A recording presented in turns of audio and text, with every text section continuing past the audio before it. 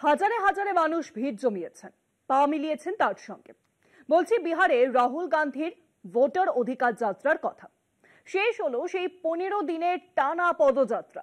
বিহারে ভোট চুরির অভিযোগ তুলে কংগ্রেসের তরফে ভোটার অধিকার যাত্রার ডাক দেওয়া হলেও আহ্বান জানানো হয়েছিল ইন্ডিয়া মঞ্চের সমস্ত শরিক নেতাদের।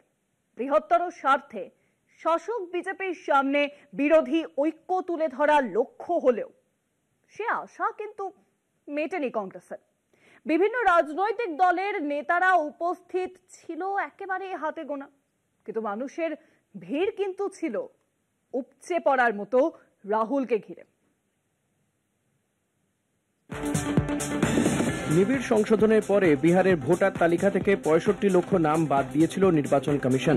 সেই পদক্ষেপের প্রতিবাদে ভোট চুরির ডাক দিয়ে বিহারে ভোট অধিকার যাত্রা শুরু করেছিলেন লোকসভার বিরোধী দলনেতা রাহুল গান্ধী।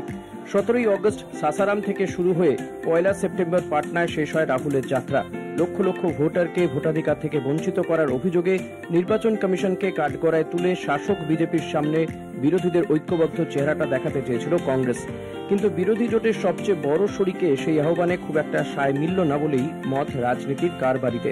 রাহুলের সঙ্গে আগাগোড়া ছিলেন আরজেডির তেজস্বী যাদব, কিছুদিনের জন্য সিপিআই এমএলএ দীপঙ্কর ভট্টাচার্য।